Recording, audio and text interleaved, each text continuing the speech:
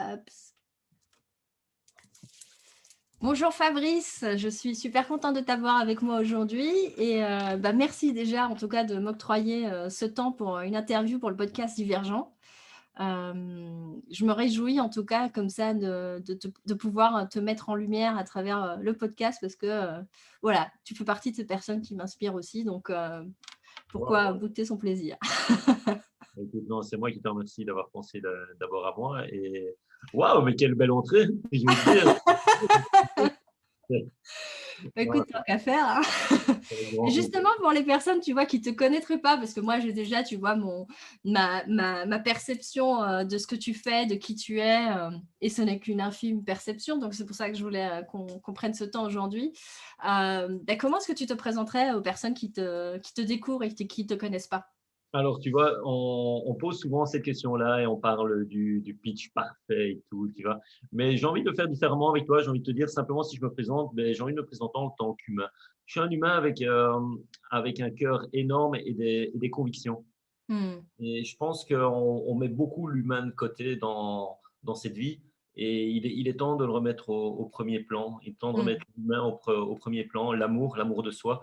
Et je sais, ça fait un peu très, très philosophe pour ça. Mais je pense qu'on peut faire énormément de choses en étant la pièce centrale, en se mettant avec tout l'amour qu'il faut au devant de la scène. Ouais, donc du coup, d'emblée, tu me dis que quand tu te présentes, tu parles d'amour, quoi. C'est bien, ça met déjà bien dans le bain d'importance justement de s'aimer et d'aimer les autres en tant Comment, qu'être humain. comment- comment tu veux distribuer, comment tu veux partager, comment tu veux Ouais. coacher, on va aller jusque-là, si tu n'aimes pas l'humain.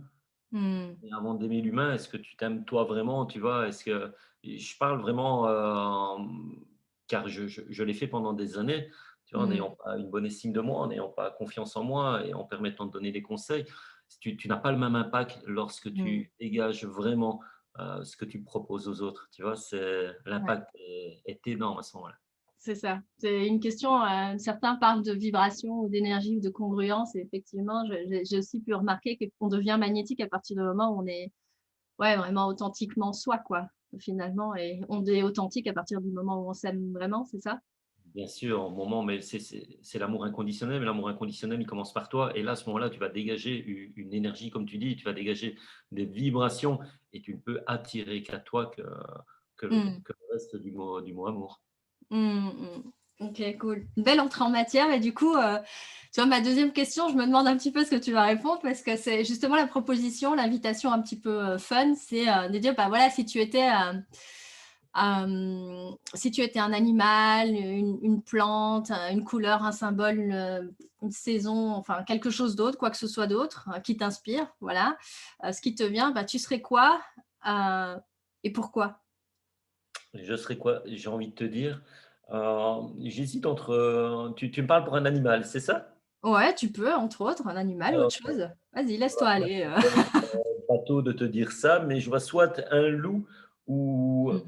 ou un aigle. Tu vois, un loup ou un aigle.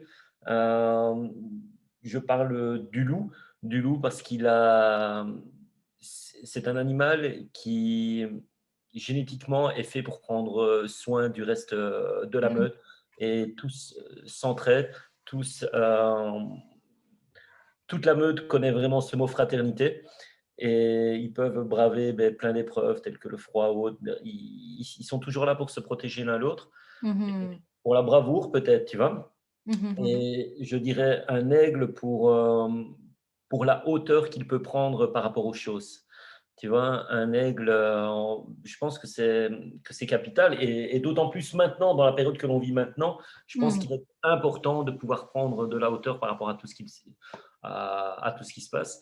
Et je pense que pour ça, l'aigle, avec sa vision à 360 degrés, si je ne me trompe pas, tu vois, enfin, il peut vraiment aller voir De très haut, ouais. Mmh. et de très haut. Donc voilà, je dirais ça.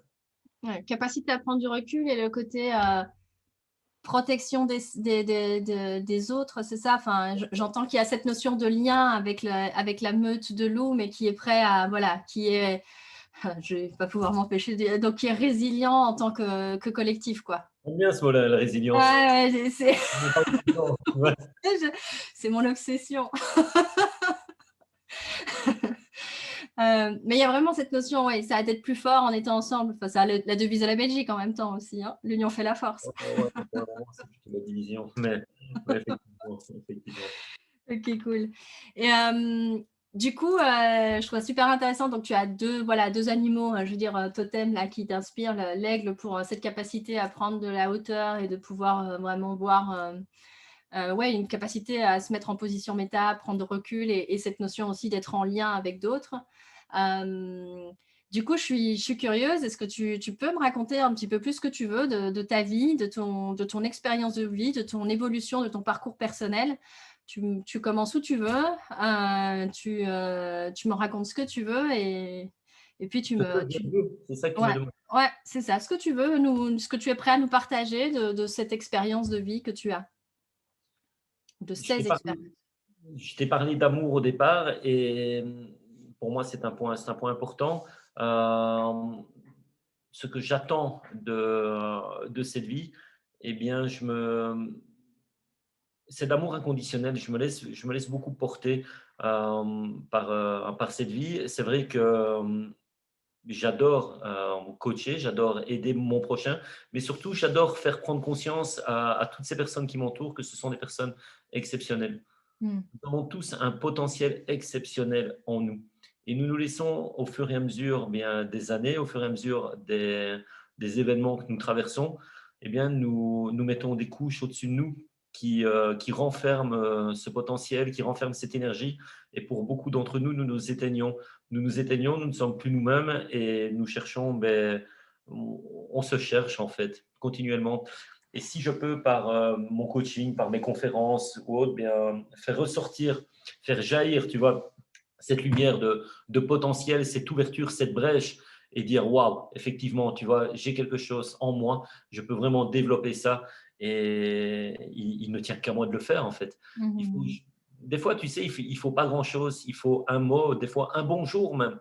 Combien de personnes ne se disent plus bonjour quand ils se croisent dans la rue ou ne se disent plus bonjour vraiment? Tu sais, lorsque je donne mes conférences, je demande à ce que tout le monde se dise bonjour au départ, au moins 5 personnes, le nom et le prénom, et qui se présentent. Tout le monde le fait. Et puis je pose une question, je dis, pouvez-vous me rappeler le nom ou le prénom des 5 personnes à qui vous avez dit bonjour? C'est rare lorsqu'on peut me donner les 5 prénoms, parce qu'on le Mmh. fait automatiquement, parce que voilà, c'est ancré en nous, on doit dire bonjour, mais le faire véritablement, vraiment dire un je t'aime aussi véritable, tu vois, ou un bonjour véritable, ou un comment tu vas. Comment tu vas? On en parle toujours, tu vois, comment tu vas? On a l'habitude d'avoir comme réponse ça va, ça va. Quand quelqu'un te dit vraiment, écoute, tu sais, aujourd'hui, ça va vraiment pas. Eh bien là, généralement, on est déstabilisé, on ne sait plus trop, ah bon, tu vois, ou on n'a pas envie, on n'a même pas envie d'entendre ta réponse. Parce Ouais, qu'on ouais. est stressé.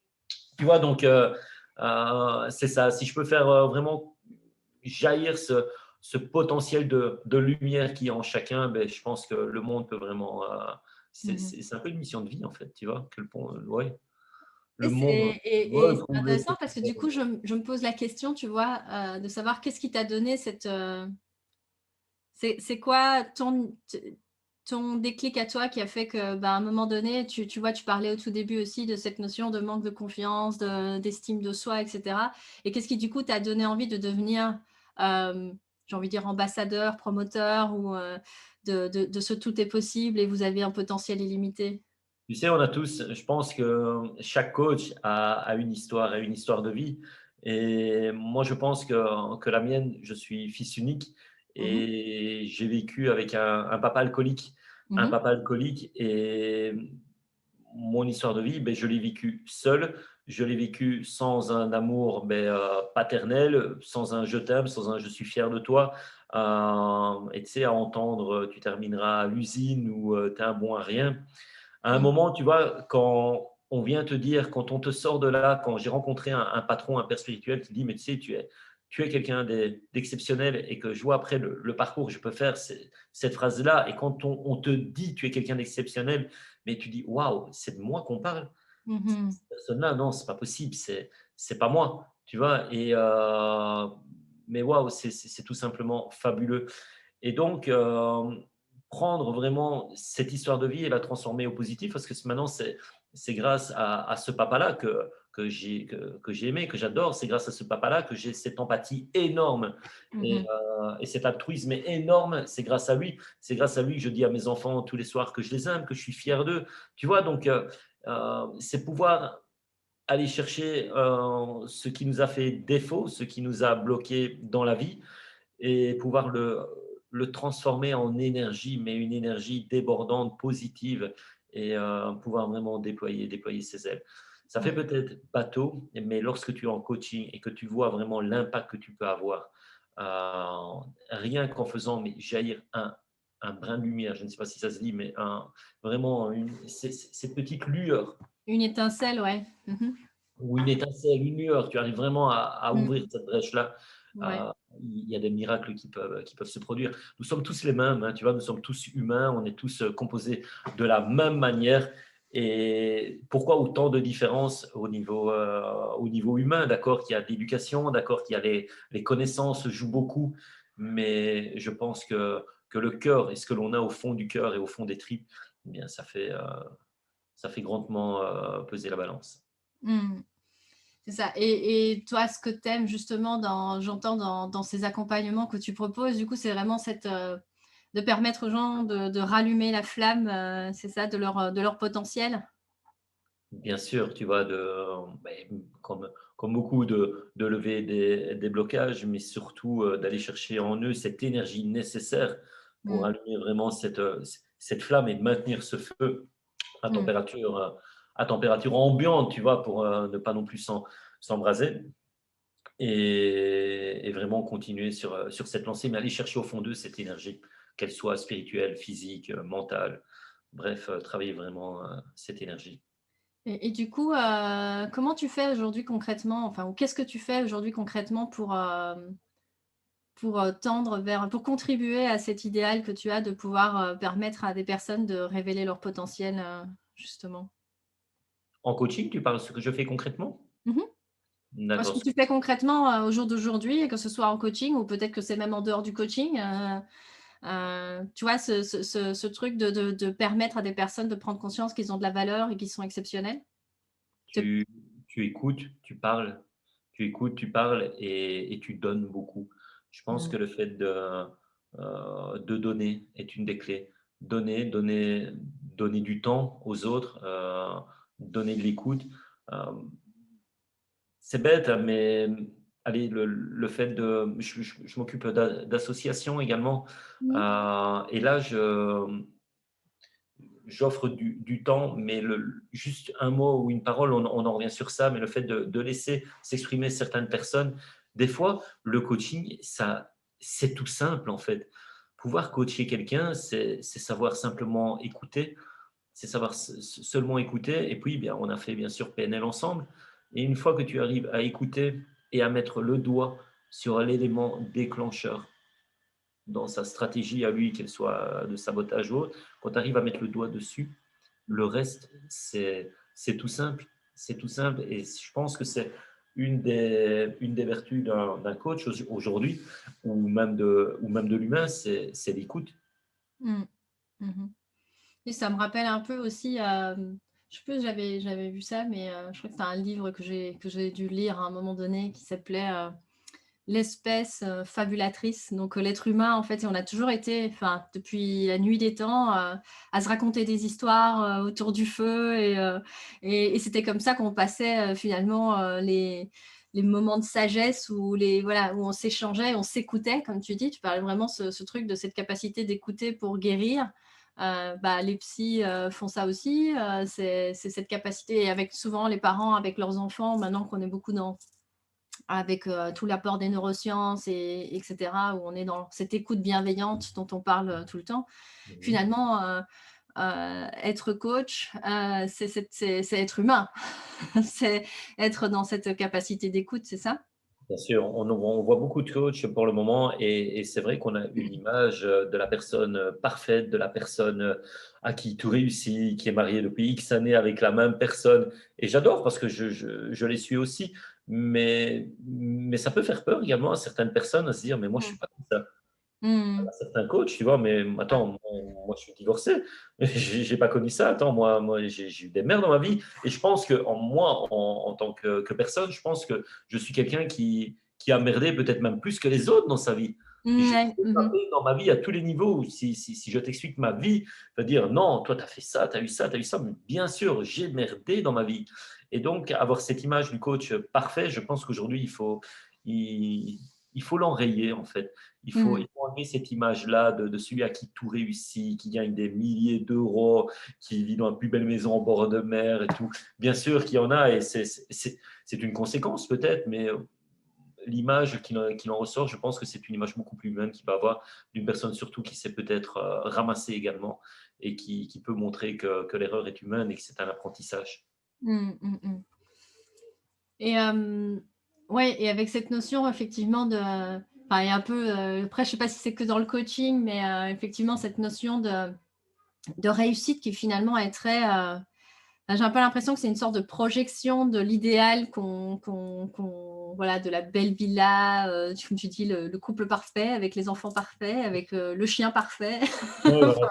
Le le Labrador, le Labrador ou le Golden le Retriever. labrador, évidemment, ça va pas être un chihuahua peut-être, je sais pas, si on regarde du côté des people, mais il y a comme, tu vois, une sorte de projection de ce qu'est une vie réussie. Et est-ce que toi aussi, tu as parfois l'impression que justement, c'est ces projections-là qui font qu'il y a beaucoup de personnes qui aujourd'hui se sentent perdues, ne trouvent pas leur place parce que se disent, j'ai coché toutes les cases, on m'avait promis le bonheur, on m'avait promis que j'allais réussir si j'avais tout ça. Et là, je me retrouve d'un coup à avoir tout ça, mais de ne pas être heureux. T'as pas cette impression-là aussi de décalage? Tu as mis le doigt dessus, tu vois. On a tous une idée de la vie de famille parfaite, de la super maison, comme tu dis, tu vois, avec le chien. C'est un peu comme tu regardes, tu as déjà regardé les films de Noël. Ouais, ouais, ouais, ouais. Quand tu regardes un film de Noël, c'est à peu près toujours la même chose, tu vois, c'est le film Ouais. idéal. C'est-à-dire que tu as un New-Yorkais qui est dans un bureau, qui a énormément de travail, il part au fin fond, tu vois, des États-Unis, dans un bled complètement paumé, il n'a pas envie d'y aller, et là, il rencontre une superbe fille, et bien sûr, il y a tous les aléas, il y a le petit copain qui revient, ça se passe pas, ils repartent, et puis à la fin, ils se mettent ensemble là-bas, ils vivent là-bas, ils sauvent la situation, l'entreprise familiale de la fille, où ils ouvrent un magasin de cupcakes et ils vendent des cupcakes. Tu vois, ça se passe. Généralement, c'est toujours comme ça. Et donc, si on ne peut pas y échapper, c'est ça. Et bien, dans la vie, pour moi, c'est un peu la même chose, tu vois. Tu dois aller à l'école, tu dois terminer, tu dois faire de belles études, avoir un beau boulot, avoir une belle maison, avoir une belle situation, une deuxième maison en bord de mer ou en montagne. Tu dois avoir des enfants.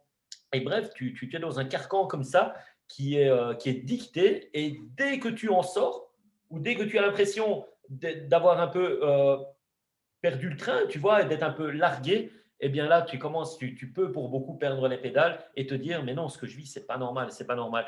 Donc, il y a une normalité de la réussite. Il faut se défaire de la normalité de la réussite. Qu'est-ce que la réussite vraiment? Eh bien, à l'heure d'aujourd'hui, pour certains, la réussite, la barre, elle est très, très haute, la réussite. Et quand tu mets la barre extrêmement haute et que tu es détaché de tout cela, ben, effectivement, tout ce que tu arrives à te dire, ben, c'est pas pour moi. Mhm. Et l'argent, de toute façon, l'argent, ça ne fait pas le bonheur. Combien de Mhm. fois d'avant de dire ça? L'argent, ça ne fait pas le bonheur. Et Mhm. là, tu peux lui poser la question. Ça veut dire que tu es fauché, ça veut dire que tu n'en as pas pour dire ça. Tu vois, trouve-moi une personne qui a l'argent qui va te dire l'argent ne fait pas le bonheur. Tu vois, Mhm. pour moi, ça n'existe pas. Donc, c'est une idée faussée de la réussite. La Mhm. réussite. Tu vois, une fois que tu redescends cette barre de réussite et que tu dis, pour moi, la réussite, c'est pouvoir rentrer tous les soirs et embrasser mes enfants tous les soirs et faire un câlin à mon chien parce qu'on parle de chien, si tu mets la barre là à la réussite, ben, je vais dire que je réussis tous les jours. Mhm. C'est Tu ça. vois, donc, Définir finalement, c'est avoir sa propre définition de la réussite, quoi, et pas celle de l'extérieur, mais de soi-même finalement, se dire, OK, où est-ce que je mets le curseur de ma réussite? bien sûr, la réussite, c'est déjà de vivre. Je ne sais Mhm. plus quel scientifique disait ça, on avait déjà, mais je ne sais pas combien de chances, combien de millions de chances que la Terre n'existe pas. Mhm. Là-dedans, mais je vais rajouter, tu as des millions de chances de ne pas naître avec tous les spermatozoïdes qui ont, mais toi, c'est toi qui arrive, boum, qui tape le gros lot. Ben voilà, je pense que là, c'est déjà une grande réussite. Et C'est si ça. en plus de ça, tu peux vivre la vie que tu veux, être en bonne santé, tu vois, ben, Mhm. tu as archi réussi, tu vois. Et de là, ben, mets-toi d'autre part, mets-toi d'autres objectifs, mais c'est pas parce que voilà, tu vas pas atteindre cet idéal que tout le monde s'est mis, Mhm. que tu n'as pas réussi dans la vie. Mais beaucoup comme ça perdent leur confiance en eux. Mhm. Avec cette notion de comparaison, ça me fait penser à une histoire, je ne sais pas si tu la connais, du papa, je l'ai vu passer sur LinkedIn, je pense, ou du papa qui observe son fils et qui se dit, mais en fait, il a tout compris, parce que souvent, les enfants nous donnent des leçons de sagesse, des fois comme ça, en disant, papa, est-ce que c'est pas vrai que je suis plus grand qu'un moustique? Oui, effectivement, tu es plus grand qu'un moustique. Et papa, est-ce que c'est pas vrai que je suis plus rapide qu'un moustique? Bah si, mon chéri, tu es plus rapide qu'un moustique. Ouais, je suis vraiment trop fort. Et puis le gamin qui s'en va tout heureux en disant, ouais, je suis le king, moi, tu vois. Parce qu'il il se compare pas je sais pas, moi, Bill Gates ou je sais pas quoi, mais il va se comparer à quelque chose sur lequel il se dit, bah, en fait, je suis meilleur qu'un moustique sur ce point-là, je suis meilleur qu'un moustique sur cet autre point-là, mais c'est bon, en fait, sur les critères qui sont importants pour moi, qui est de me sentir grand et de me sentir plus rapide parce qu'à cet âge-là, on a tous couru comme des dingues en voulant être comme Flash, n'est-ce pas? Donc, du coup, voilà, je trouvais ça intéressant parce que du coup, c'est à quoi on se compare, en fait? À qui Ouais. on se compare? Mais je pense que c'est même pas à qui ou à quoi. Effectivement, tu vas te comparer à un moustique, tu vas te Tu sembler vas te vraiment prendre très à moi. fort. Ouais, invincible par rapport au moustique, mais est-ce que tu vas encore évoluer à ce moment-là? Je ne sais pas, tu vois. Maintenant, te comparer par rapport à toi-même, par rapport à la personne que tu étais hier, ou Clairement. il y a 2 mois, il y a 3 mois, il y a 6 mois. J'ai une amie justement qui me dit, mais pas plus tard qu'hier, elle me dit, écoute, j'ai l'impression que je n'avance pas dans ma vie, je suis nulle part, je n'ai pas avancé. Hmm. Ok, tu vois, j'entends parler, je me dis, attends, où est-ce que tu étais il y a 6 mois? Rappelle-toi où tu étais 6 mois, rappelle-toi comment tu réagissais, à quel endroit, ce que tu faisais. Ah ouais, ouais, c'est vrai, c'est vrai. On ne se rend pas compte des fois, mais de l'évolution que l'on peut avoir, justement parce que, de nouveau, on se met la barre extrêmement haute, que les petites choses que l'on fait chaque jour pour évoluer, on ne s'en rend même pas compte. On C'est ne ça. s'en rend même plus compte. Mhm. Oui, exactement. C'est de faire attention finalement et j'aime beaucoup ce que tu apportes sur le fait de se comparer à soi, à qui on était il y a X temps. Parce on a aussi cette fâcheuse tendance je pense, en tout cas, je l'observe que c'est difficile parfois d'acter les victoires ou les réussites ou je sais pas comment. Enfin, ces changements justement, on les voit pas. C'est limite, ouais, mais ça vaut pas quoi. Oui, mais enfin, je veux dire, pourquoi? Genre comme discréditer. Oui, mais là c'est pas pareil. Là j'ai eu de la chance. Je sais pas si tu as aussi des clients comme ça qui. Non, mais ça c'était. Oui, mais enfin là c'était un coup de chance. Là c'est parce que machin était avec moi et que truc était. Oui, bah, c'est un hasard, quoi. C'est vraiment cette notion de je mérite pas ou j'ai pas, je sais pas si tu as ça aussi avec tes clients, mais C'est très humain hein, de dire ça, tu vois, je ne mérite pas, ou vous savez, ou lorsqu'on fait bon, bref, on fait des exercices, on travaille beaucoup sur l'humain, et lorsque je demande de parler de points négatifs, lorsqu'on fait une analyse SWOT, par exemple, ou autre avec eux, eh bien, on sort énormément de points négatifs, ouais, c'est ça. et Mm. c'est quoi vos points forts, vos points positifs? Mais généralement, il y en a toujours beaucoup moins. Ouais, C'est ouais. rare, ou alors celui qui s'y attend et qui va jouer le jeu, mais généralement, tu en as énormément de points négatifs. C'est l'humain, c'est comme ça, c'est une fausse humilité en fait Mm. que l'on a. Et au contraire, on aime bien être en dessous, tu vois, on se met à l'écart. La moindre réussite devrait se fêter comme si tu avais gagné à l'euro-million. La moindre réussite. Tu Mm. vois, tu sors dehors, tu cours ton premier kilomètre, mais tu devrais le crier, tu vois. Ça doit sortir, tu vois, c'est waouh. Tu vois, lorsque tu vois, es en séminaire, tu fais vraiment comme si tu avais gagné 1 million de dollars. Tu vois, tu cries, tu te présentes, tu sors vraiment ce que tu as en toi. Tu vois, lorsqu'on le fait, bien encore, tu vois, ils se maintiennent. Pourquoi? Parce que ça tient à une chose. L'humain est comme ça, pour moi, c'est destructeur. C'est le camp dira-t-on. Mm. Le camp dira-t-on est une machine infernale à tuer. Ça Mhm. tue toute progression. Dès que Mhm. tu vas penser au camp dira-t-on, ben, tu es déjà mort en fait. Tu es déjà Mhm. mort, tu ne feras rien. Parce que le camp dira-t-on va te tuer. Donc, si tu arrives à passer au-dessus de ça, ce qui est très, très, très difficile pour un humain, et d'ailleurs, toi qui es sur les réseaux, moi qui suis sur les réseaux, la première fois que je commençais à faire mes vidéos, dès que j'avais un commentaire, mais un peu plus négatif, où tu vois un truc qui n'allait pas, j'enlevais même la vidéo. Tu veux te dire, tu vois, j'enlevais. Jusqu'au jour où on m'a dit, maintenant, tu ne peux pas plaire à tout le monde, c'est pas possible. Tu ne vas Ouais. pas plaire à tout le monde, donc tu dois commencer à accepter ça. Le quand dira-t-on? Qu'est-ce qu'on va dire? Qu'est-ce qu'on va dire si je me plante? Qu'est-ce qu'on va dire si je dis telle ou telle chose? Qu'est-ce qu'on va dire si je réussis? Mhm. Tu vois, c'est le quand dira-t-on de la réussite. Qu'est-ce qu'on va dire si je réussis? Est-ce que je vais encore avoir le même cercle d'amis? Est-ce qu'on va encore me regarder? Est-ce qu'on va encore me parler? Tu vois, Mhm. c'est. Ouais, on pourrait en parler pendant des heures, tu vois. Ouais, c'est un beau, un beau comment. Ouais, le quand dira-t-on, c'est la fameuse peur primitive d'être exclu du clan et il y a cette notion de voilà d'être dépourvu. Mais on a envie d'être dans le clan, sauf qu'au jour d'aujourd'hui sur les réseaux sociaux, le clan, c'est pas une tribu de 8 personnes, voilà, c'est trop de personnes et tu peux pas du coup ouais effectivement plaire à tout le monde.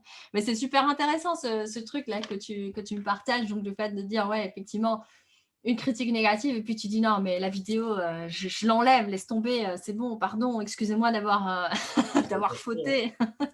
Bien sûr, mais le quand dira-t-on, on l'a souvent parce qu'on n'a pas assez confiance en soi. Tu Mm. vois, et on a peur de ne pas détenir exactement la vérité, mais on ne la détient pas la vérité, mais on n'a pas cette conviction. Et c'est ce que je dis en fait, il y a deux éléments importants pour passer au-dessus du quand dira-t-on.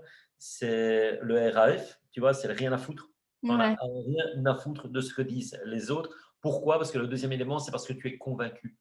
Mhm. Je suis convaincu que ce que tu dis pour toi est la meilleure chose mais que tu peux dire sur tel ou tel sujet. Et Mhm. quand on n'a rien à foutre après du quand dira-t-on, mais que toi, tu es convaincu, c'est ta conviction qui va faire que tu vas attirer avec toi d'autres personnes qui sont vraiment également, elles, convaincues que ce que tu dis, ben, effectivement, ça leur parle. Mhm. C'est ça. Oui, oui, non, c'est ça, c'est ton niveau de certitude finalement qui va intérieur, qui va finalement attirer des personnes qui te sont, voilà, qui sont en résonance avec ce que tu crois.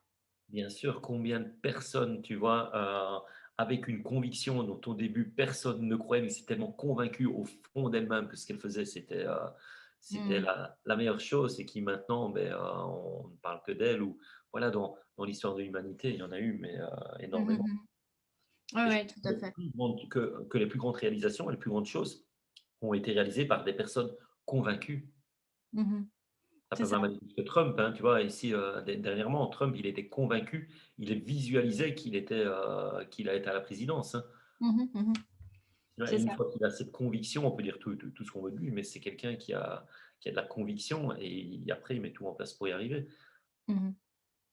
Ouais. Et il est toujours convaincu que ce qu'il dit est réel. Tu vois, et lui, il en a rien à foutre. Lui, il en a vraiment rien à foutre de ce que tu peux dire parce qu'il est vraiment convaincu. Et il Ouais. est pas convaincu, tu as beau lui dire tout ce que tu veux, tu vas pouvoir le destituer, faire tout ce que tu veux, il va revenir Mhm. parce Mhm. qu'il est convaincu. Mhm. Tu C'est vois. ça.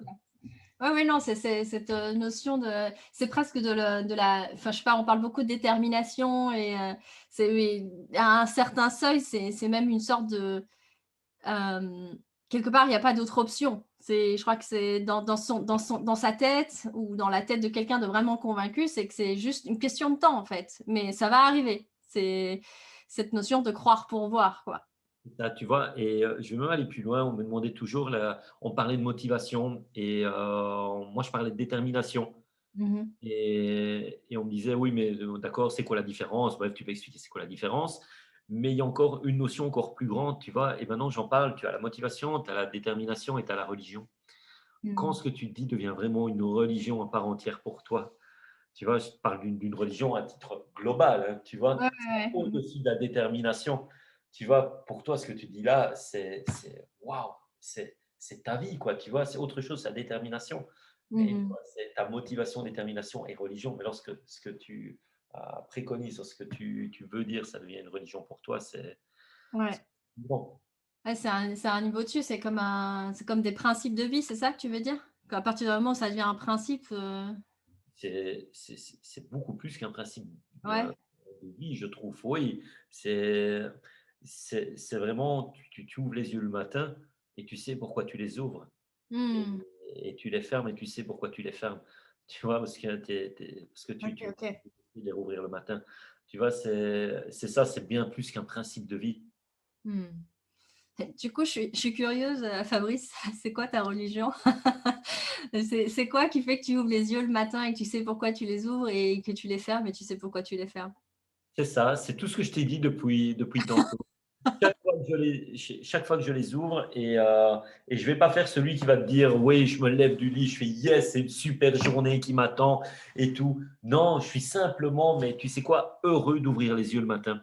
Ouais. Mmh. Et c'est vrai et sincèrement, je le suis et lorsque je regarde mon agenda et que j'ai autant d'heures de coaching, j'ai rencontré autant de personnes aujourd'hui et c'est génial parce que je sais le bien que je peux distribuer en faisant ça Mmh. et elle est là. Si je peux faire prendre conscience sur une journée, tu vois, impacter une journée et de redonner de l'énergie, tu vois, distribuer cette énergie, faire sortir cette énergie, mais après on peut mettre n'importe quel mot dessus.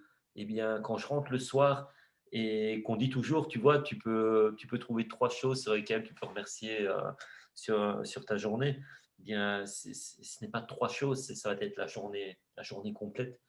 C'est Tu vois, ça. la journée complète et je vais te dire, moi aussi, je passe des journées de merde, hein. Entre nous, tu vois, ça arrive aussi. Tu passes des moments de merde. Maintenant, tu vois, on a fait aussi, ben voilà, comme je t'ai dit, on a fait PNL ensemble. Faut arrêter avec les coachs, ils vont te dire: «Oui, moi je me lève le matin, je suis super heureux, je vais coucher, je suis super heureux, moi j'ai jamais rien dans ma vie». C'est pas ça. Tu peux avoir des moments effectivement de doute, de merde, mais qu'est-ce que tu en fais de ces moments-là et combien de temps tu veux vraiment y rester dedans?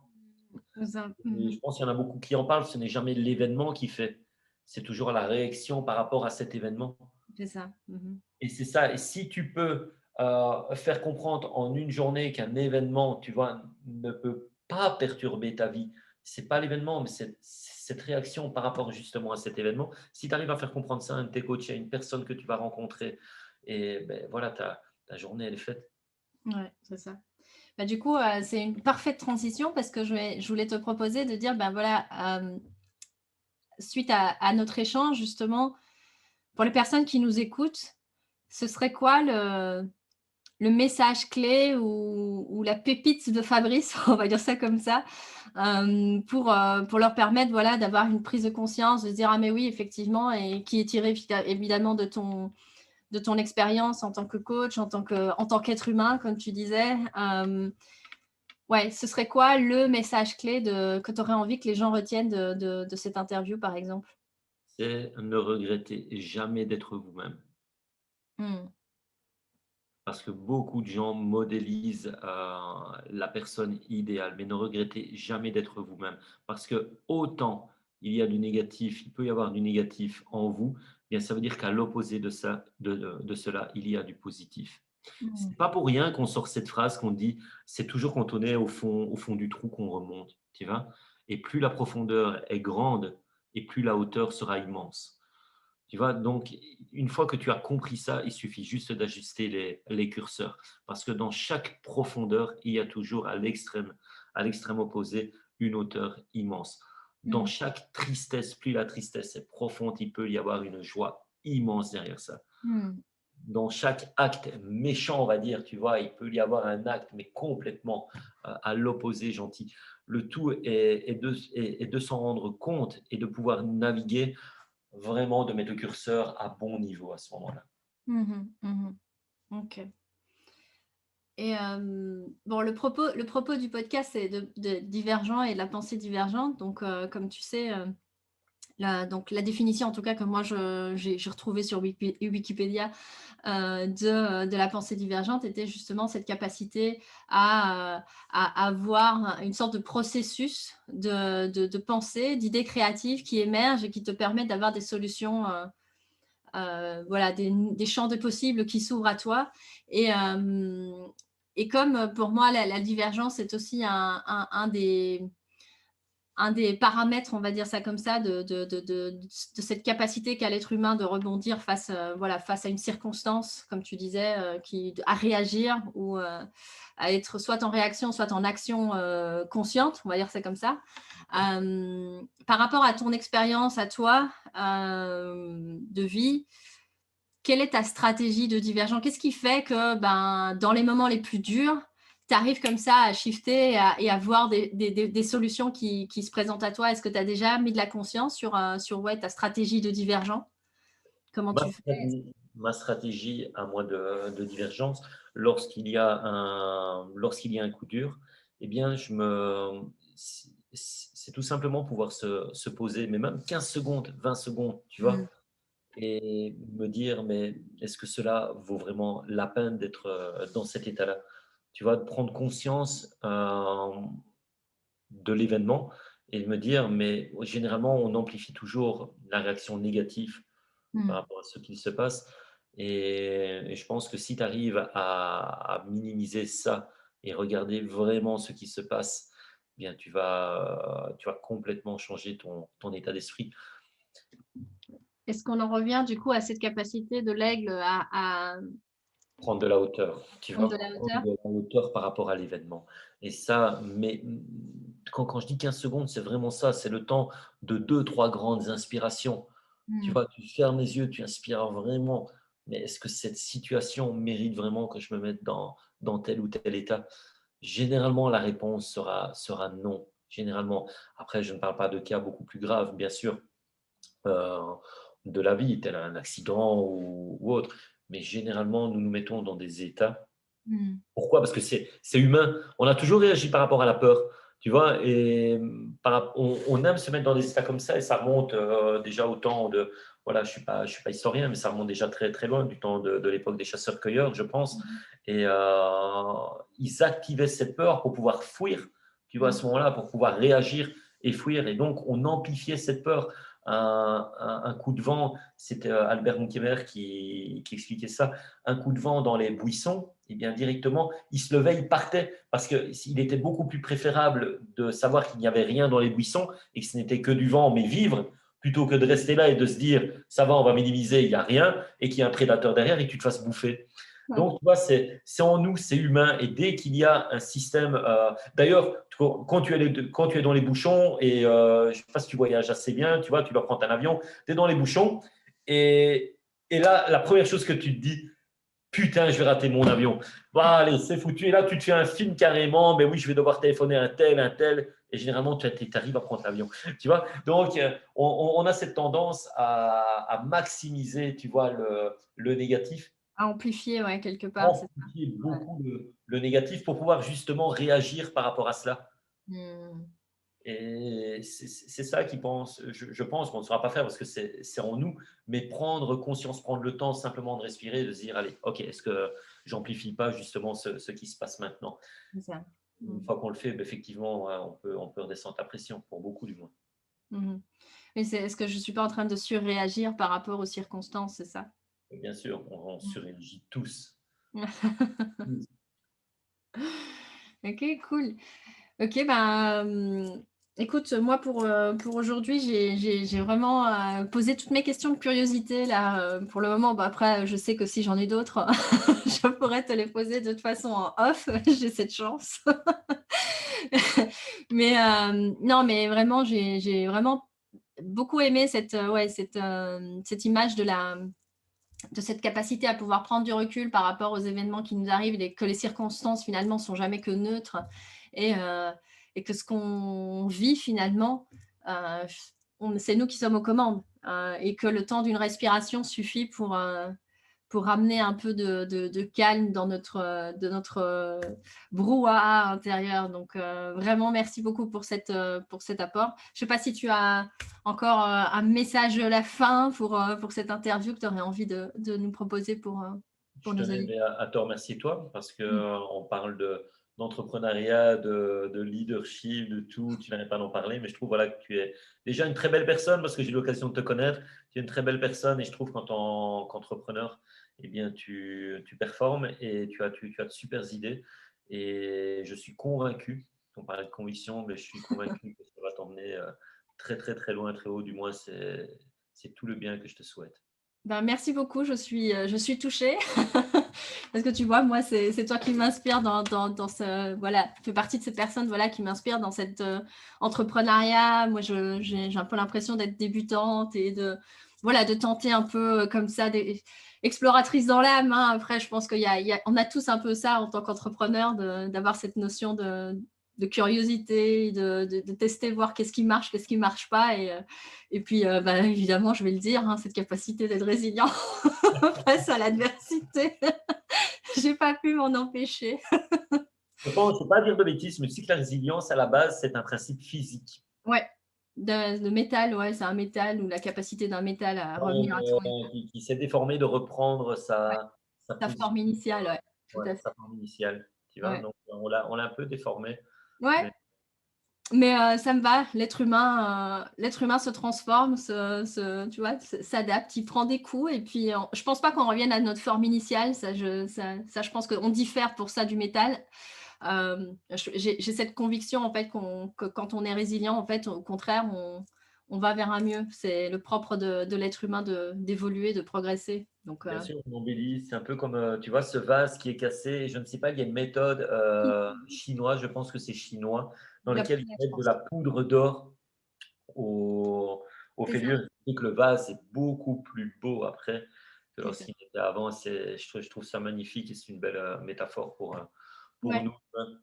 Ouais, ouais, tout à fait. Oui, c'est art japonais, je pense, le kintsugi Oui, voilà, voilà, voilà. Ouais, c'est exact. voilà, qui met en valeur justement ces fêlures. Donc, le fait qu'on est, et pour l'être humain, je trouve que c'est la même chose. Et c'est justement aussi un peu le propos du podcast, c'est de pouvoir mettre en lumière aussi le fait que on a tous nos fêlures, on a tous nos histoires, et c'est ça qui nous rend encore plus beaux parce qu'on a encore plus ce désir de vouloir apporter, de contribuer, etc. Donc, et d'inspirer à notre tour. Et donc bah, du coup, bah, merci beaucoup Fabrice. Avec grand Au plaisir du coup de continuer à échanger ici ou ailleurs. Moi, Et, mon côté, et ils peuvent venir voir sur ma page Facebook hein, s'ils veulent. ouais. Hein. Born to be amazing, voilà, qui n'hésite Born pas. to be amazing, ne pas hésiter effectivement d'aller te découvrir sur LinkedIn aussi. Hein, donc Facebook, LinkedIn, tu es sur tous les réseaux, quoi. Ok, Allez, cool. Merci un beaucoup et puis à très bientôt. on se Ciao. revoit très rapidement. Ciao, ciao.